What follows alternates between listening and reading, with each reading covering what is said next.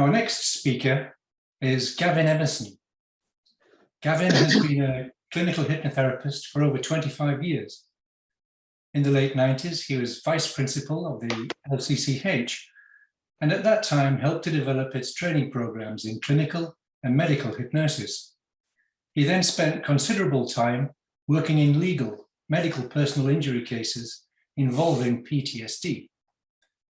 Gavin went on to develop innovative training programs in brief strategic therapy that were CPD approved by both the Royal College of Psychiatrists and the Royal College of Nursing. He was instrumental in developing and delivering the practical content of the first Diploma of Higher Education and Bachelor of Science in Clinical Hypnosis in the UK. Gavin more recently set up the dental hypnosis course at UCL Eastman's Dental Institute. Over the past 10 years, he has also transferred his therapeutic skills into helping others manage the significant emotional impact of interactional conflict and parental disputes. His talk is titled Resilience and Adaptability. Thank you. Thank you very much, Tom, for the very kind introduction. And hello, everyone. It's been a delight to be amongst friends around the world who've got a shared passion for clinical hypnosis and advanced therapeutic communication. I'm also delighted to be invited back after speaking at the first conference, where I spoke about compassion in relation to the pandemic. And in this talk, I will be picking up on a few of those threads. With regards to today's talk on resilience, what I would like to say first of all is that I hope it's going to be an uplifting and stimulating talk. But in no way am I seeking to undermine or minimize the immense suffering of people in the pandemic and the immense suffering that people still continue to experience, but rather to share a different light on the human experience, namely our resilient response. Now, as therapists, obviously, this is what we do on a daily basis. We encourage our patients to have resilience.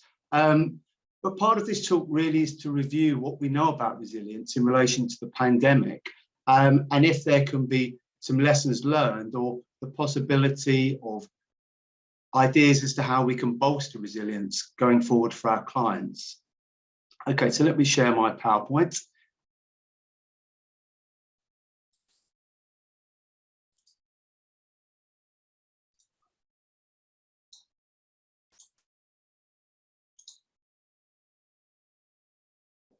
Okay, but starting on a less optimistic note to introduce this presentation, let's talk a little bit about crisis. Now, sooner or later in life, we will all experience some form of crisis, whether it's going to be a personal crisis, a relationship crisis, a natural disaster. And of course, now we all have the shared experience of a global pandemic. But is there any way that we can perhaps model crisis in order to understand how resilience interacts with it? And what I've done here is I've taken some concepts from complex system theory, which I admit I've used quite loosely and creatively, really to say that in a way a tornado or even a vortex has many of the similar characteristics as a crisis in how we interact with it. First of all, there is a level of unpredictability when we experience crisis. And what I mean by that is obviously it can appear out of the blue, we're unprepared. And much like a tornado, on the outer side of it, the increased turbulence, there seems to be a sudden increase in chaos. Now, in that sudden increase in chaos, when we're talking about how we interact with that experience, there are obviously multiple threats, and including multiple losses. There's a loss to coherence, there's a loss to self-value, there's a loss to self-importance in the fact that we feel powerless to do anything about the crisis.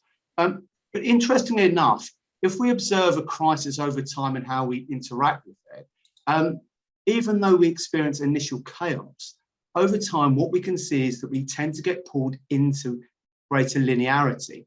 And what I mean by that is we lose our adaptive creativity in a way that we no longer experience the vast array of emotions we might normally experience each day. They tend to round down to maybe a couple that are particularly negative.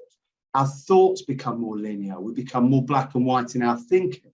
Our communication often reduces towards the outside world and even changes towards ourselves.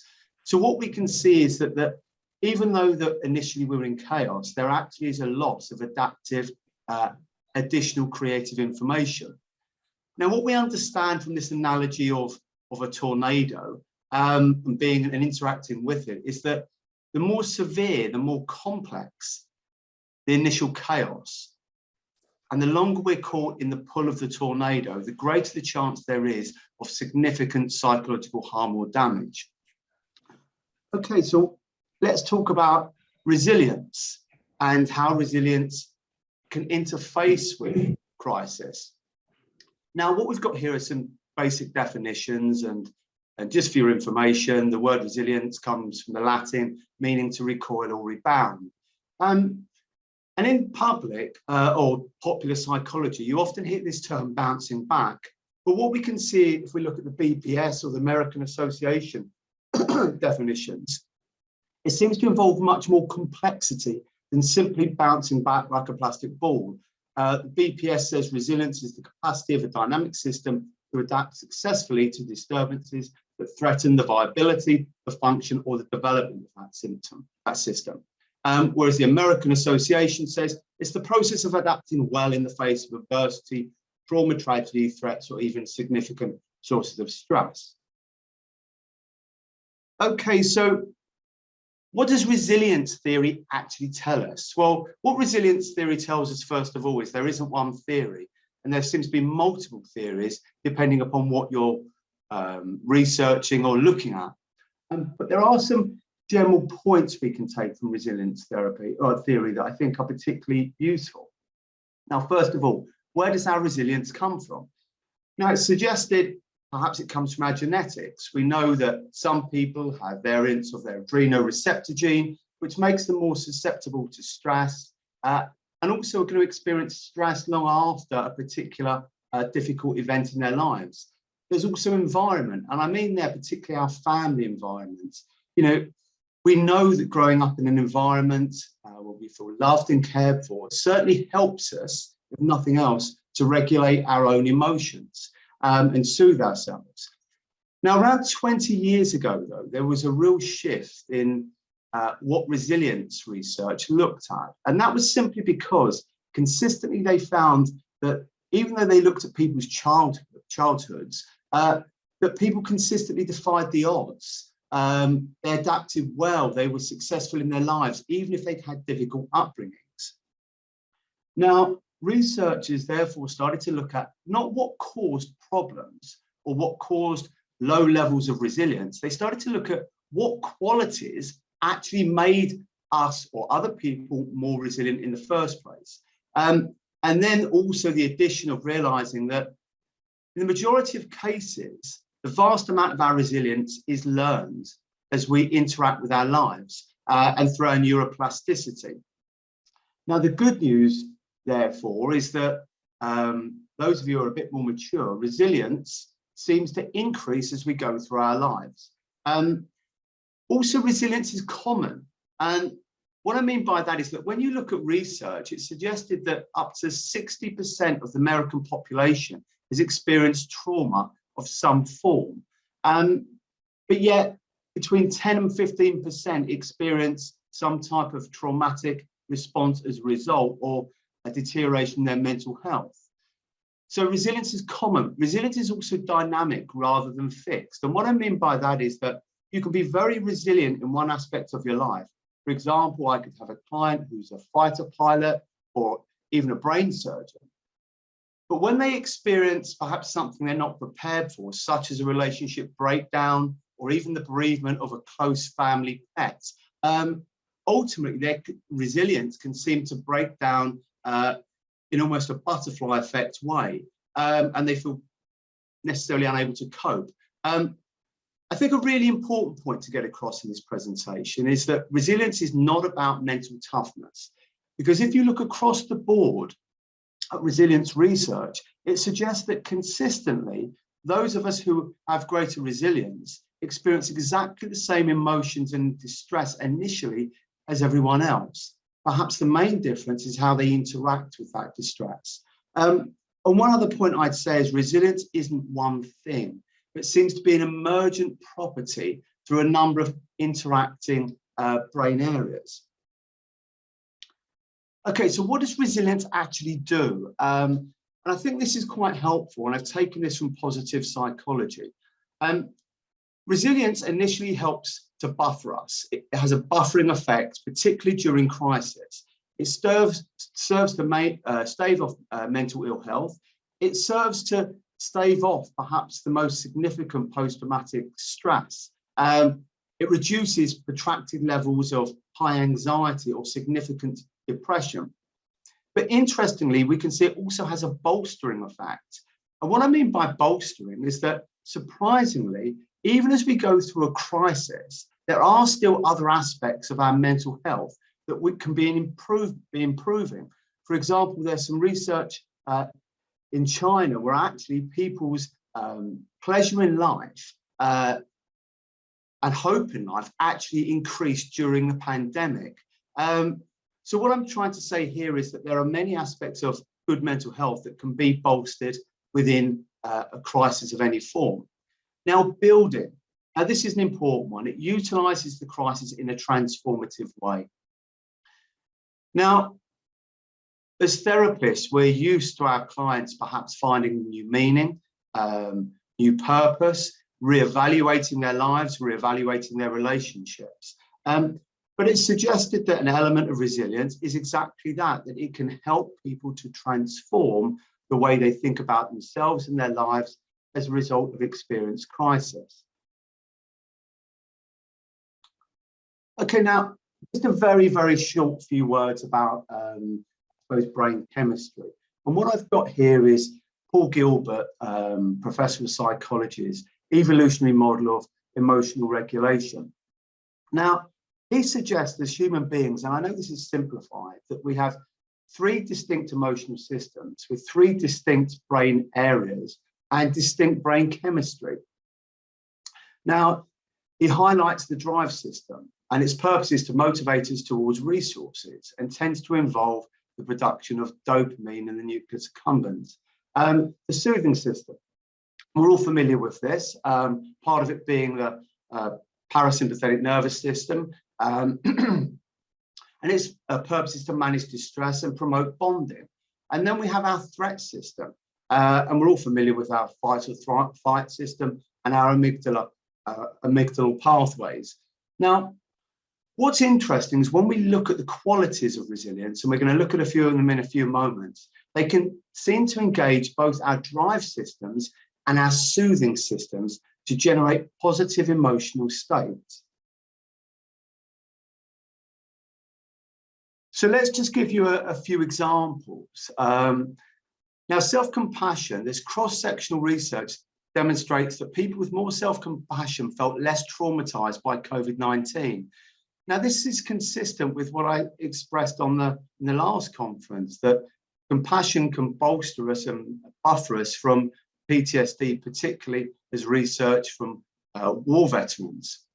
Now, there is a significant psychological benefit in befriending ourselves, and Christian Neff suggests that there's the same benefit of befriending ourselves as there is as receiving compassion from others or giving compassion to others, namely an increased production of oxytocin. Now, oxytocin is that substance that makes us feel safe, it makes us feel secure, it regulates our PNS. Also, it's very, very important for feeling more connected to others and more connected to ourselves, dare I say, and increasing our levels of trust towards others and ourselves. Now, why is this important? Well, what we can see is that people in crisis, or when we're in crisis, frequently a crisis brings forward a version of ourselves we don't like. It brings forward certain emotions, certain behaviors, certain ways of thinking. Now, it's suggested that whenever there's a threat from ourselves in the way we think or feel, ultimately we tend to attack the problem, namely ourselves, with self-criticism, shame, and possible guilt. Now, all stimulating further activation of your amygdala pathways. Now, another point which I think is interesting when you look across the board at research, and from my own experience as well of working with many healthcare professionals and therapists, is that frequently we're more compassionate to others than we are to ourselves.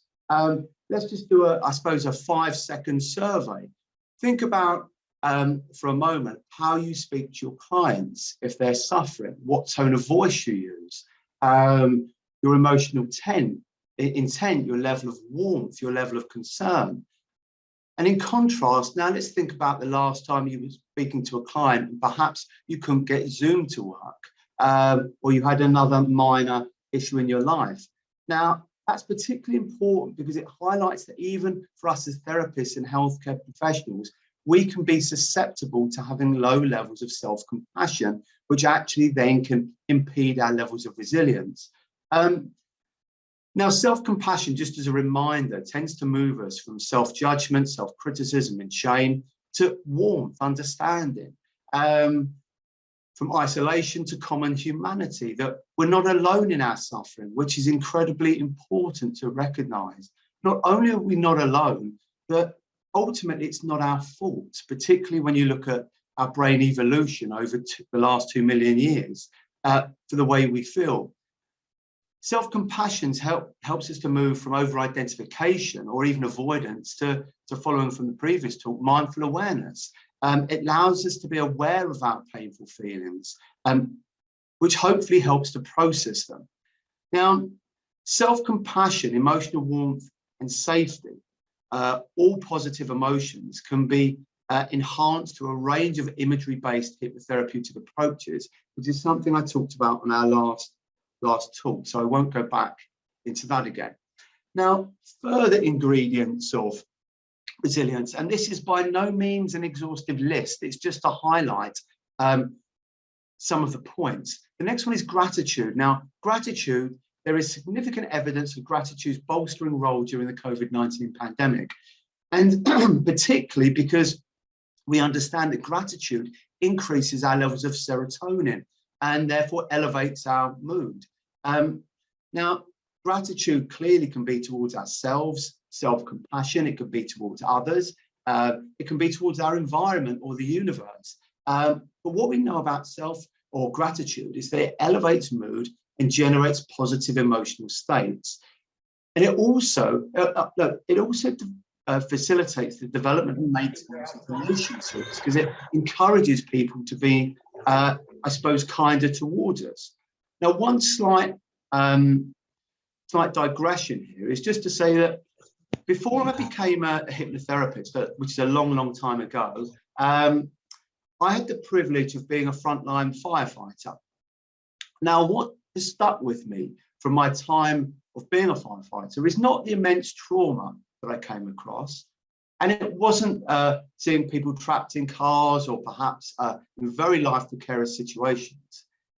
It was the fact that people consistently expressed gratitude when they were in extremely difficult situations, even when their lives were being threatened, rather than focusing upon their own particular injuries. Now, it turns out that gratitude is one of the most universally adopted strategies for dealing with crisis. Now, what we understand is that gratitude and appreciation can be readily facilitated through induction and hypnotherapy, particularly if you include mindfulness-based approaches. Now, meaning and purpose, big areas. I'm only going to say a few words about them, so I apologize. Research during the pandemic shows that meaning and purpose in life buffers against COVID-19 specific stress. Now, as therapists, we're used to helping people find meaning, but perhaps an admission to myself here that I hadn't necessarily really considered that having pre-existing meaning and purpose also helps to buffer us at times during crisis. Now, meaning and purpose in our lives, we understand, helps us to feel connected, not just connected to other people, but perhaps connected to something bigger than ourselves. So it helps to put crisis, I suppose, or to down-regulate crisis into a different perspective or into a new context. Research also suggests that meaning and purpose during the pandemic also reduced sense of isolation and particularly generated positive emotions. Now, with regards to hypnotherapy, of course, we provide some of the fundamental ingredients for helping people to find meaning and purpose. Fundamentally, we help them to create a safe environment. We increase creativity. We help to take chaos, perhaps down to complexity and down again to adaptive confusion that our clients can engage their creative resources with. Now, what I would say with regards to meaning and purpose, if we help our clients to build them in our lives, is they tend to be enhanced, particularly if there is an element of compassion towards others baked into that meaning and purpose.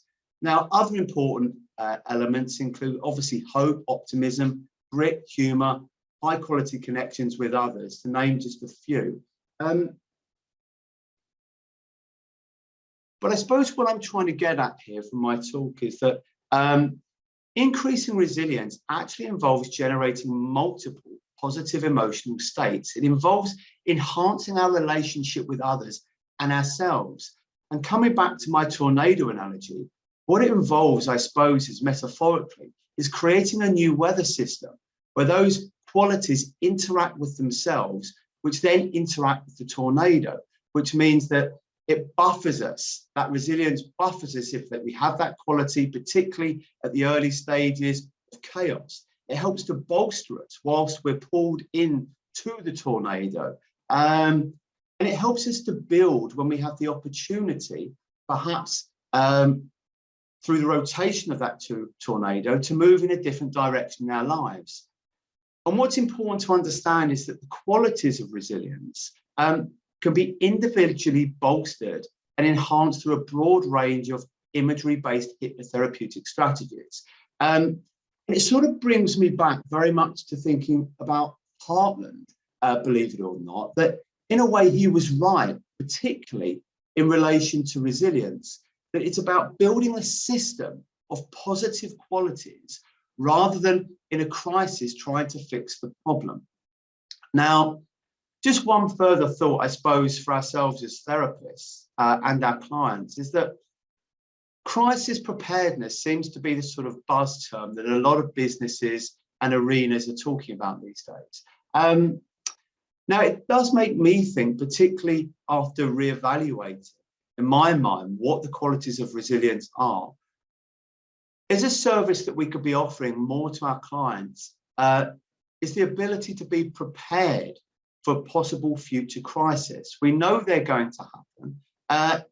Now, that would mean offering a service that doesn't mean that you're addressing people's problems, but it means offering a service that is about bolstering very positive resources within the client. And that's the end of this talk. Thank you very much indeed for listening. Any questions?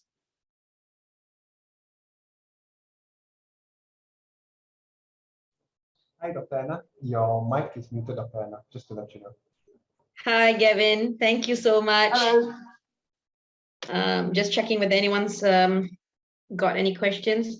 So I think it's very important that you spoke about these the gratitude and and I think me being a dentist itself, and you focused about how we should work on ourselves. And I think being dentists, sometimes we get very anxious. I know I'm sure you've worked with your team as well. Actually, sometimes we get anxious when we see certain patients, certain parents. And so I think in my line as well, I've used it a lot actually to help ourselves and actually to help the clinicians as well.